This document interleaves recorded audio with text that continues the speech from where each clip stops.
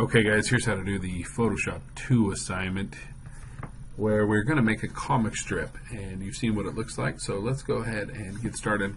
First thing we're going to want to do is go to File, New, and let's put 12 inches for the width and 4 inches for the height and do a resolution of 72 pixels per inch. Again, make sure this is on inches. Everything else should be okay. Go ahead and press OK. And now we need to open up the photos we're going to use. I've got just 3 random photos that I'm going to use here, and you feel free to do the same. I do want them to be photos that you have taken though for this assignment. So if you don't have any photos that you have taken, you don't have access to them, you'll probably need to go out and take some, and I do want there to be people in the photograph. So I've selected all 3 of my photos. I'm going to right click on one of them, choose Open With, choose Adobe Photoshop, and watch as all 3 open up. And we are good to go. So I've got my 3 here, and let's take a look at our canvas again. This is 12 inches wide by 4 inches tall. We're going to be putting 3 photographs in here, so we need to know how wide to make each photograph. We already know to make it 4 inches tall, but we need to know how wide to make it.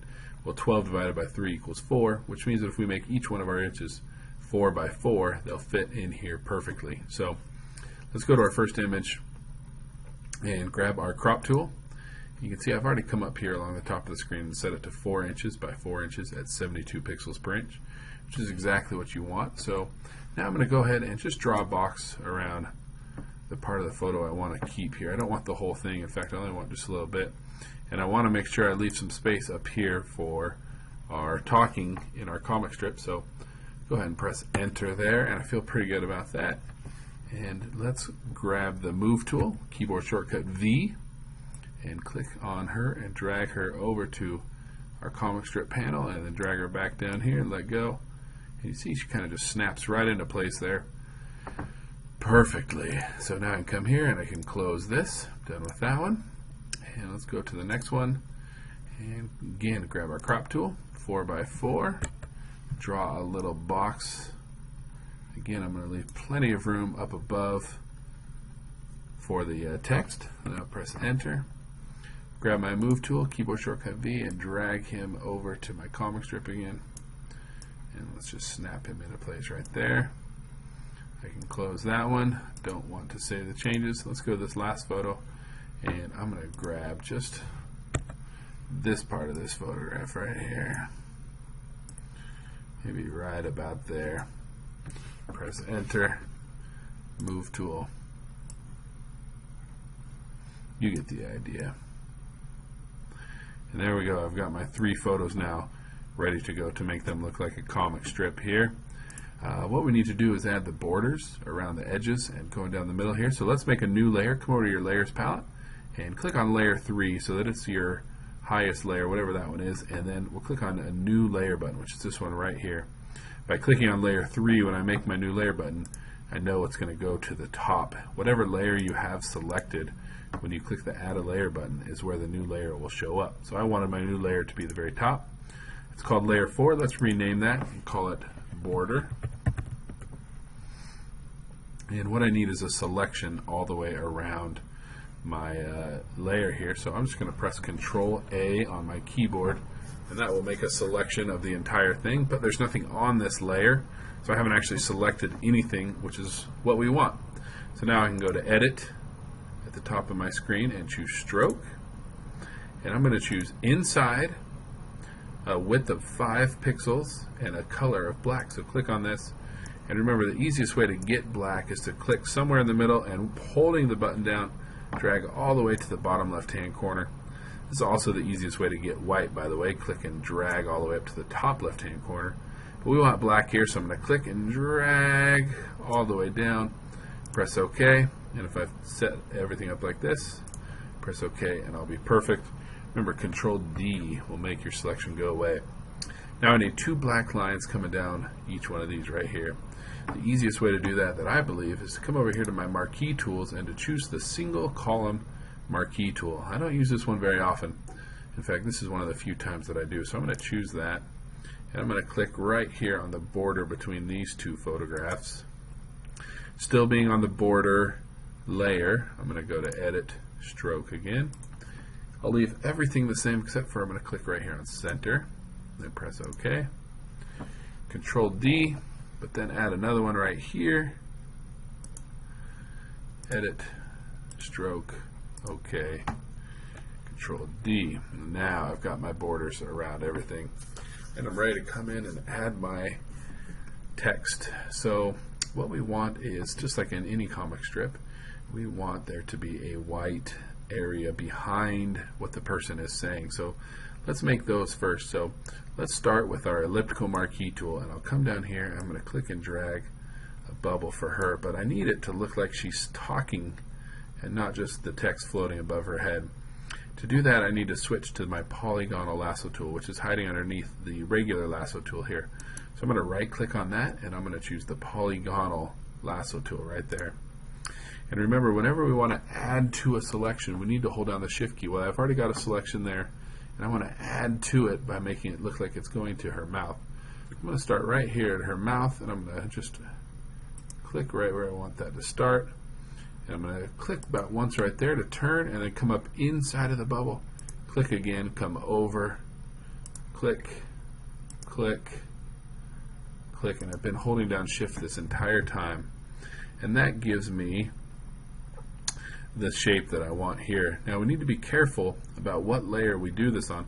I don't want it on my border layer, so I'm going to come over to my layers palette and make a new layer, and let's call this one our text bubbles. And now I just need to fill this with white, so I'm going to go to Edit, Fill, choose White.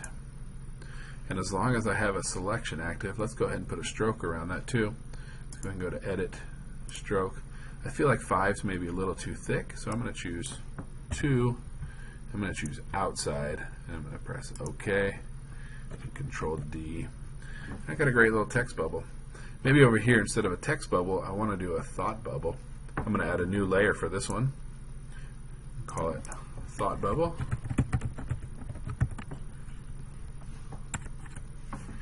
And so for this, just like in Photoshop 1 activity we did, I'll drag my bubble up here, and hold down Shift and drag a couple smaller bubbles.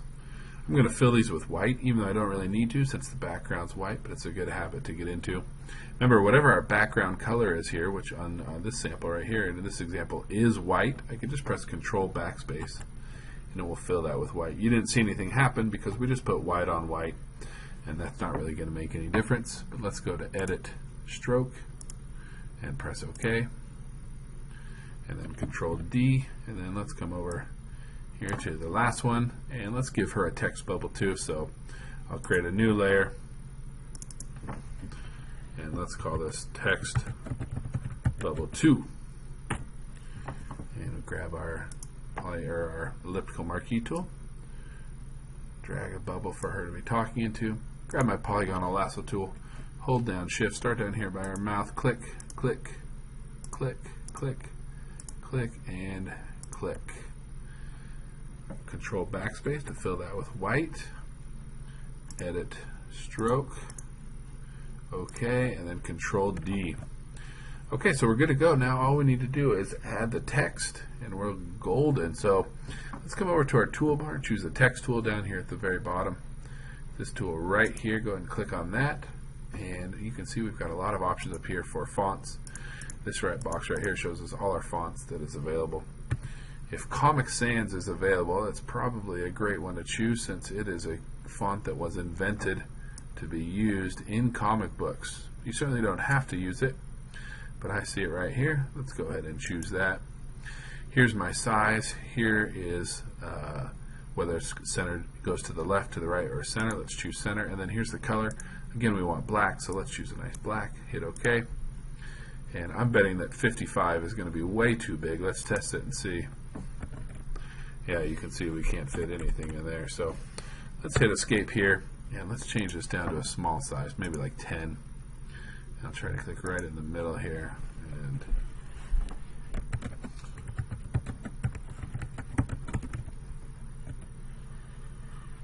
just give her something to say.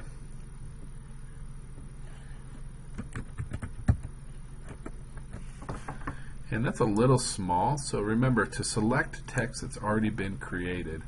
We have to move our text cursor over it, and then we can click and drag, and we can choose a little bit larger font.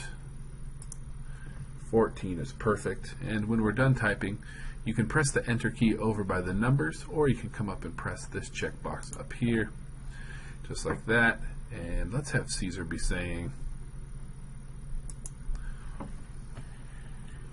I look better in black and white. And I can move that up a little bit, and the size is about right there. And then she'll be saying,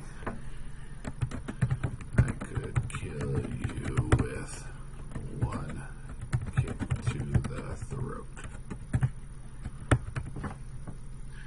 Move that right smack dab in the middle. And there you go, just like that, we're done. Let's go ahead to File, Save. As we always do, we'll save our work as a PSD file first. Call it whatever the name of the assignment is. It's a good habit to get into. And then when that's done, we'll just do File, Save As. And we save this one as a JPEG. And also, name of the assignment or last name, comma, first name, whatever you feel like. Go ahead and just click Save right there. When this box pops up, we put 10 in there. We put OK. And we are good to go. We have just done the assignment.